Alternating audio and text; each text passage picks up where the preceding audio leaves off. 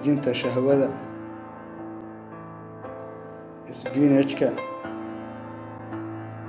Isbinaajka waxaa dhex qooshan aashitada folic, taasoo asal ahaan ka mid ah walxaha uu fitamiin B-gu ka koobmo. Waxay badisaa oo adkaysaa dhibcaha shahwada.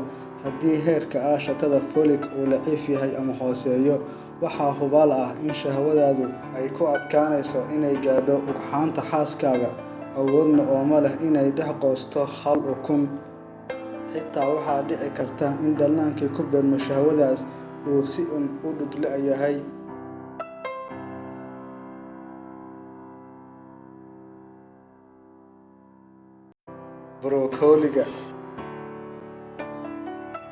Brokoliga waxaa sidoo kale dhex qooshan aashitada folic, taasoo aan horay u soo xusnay waxtarkeeda. Daraasad la sameeyay ayaa lagu xaqiijiyay in haddii ay nimanku isticmaalaan brokoliga maalin kasta, ay siyaadiso dhibcahooda shahwada 70%.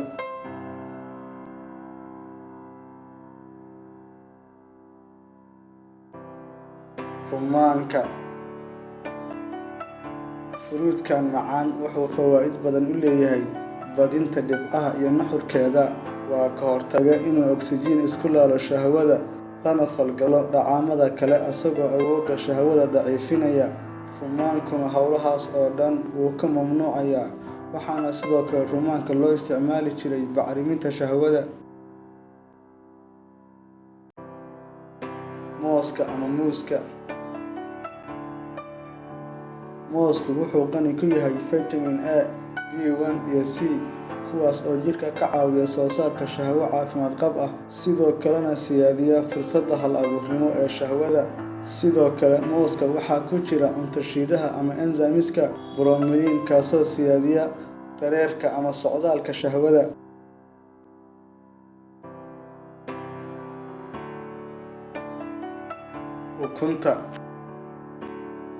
Ukunta waxaa caadi ahaan loogu isticmaalaa badinta shahwada iyo awooddeeda dareerka. Borotiinada iyo fitamiinada ku jira ukunta waxay unugyada shahwada ka ilaaliyaan inay la falgalaan dheecaamada kale ee jidhka, kadibna ay ku dhex milmaan dheecaamada kale ee jidhka.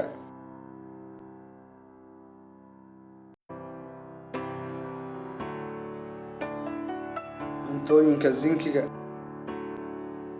Cuntooyinka laga helo maadada zinc sida hilibka guduudan, digirta, galleyda waxay door weyn ka ciyaaraan raajicinta shahwada. Maadadan la'aanteed, shahwadu waxay noqon lahayd fadhiid.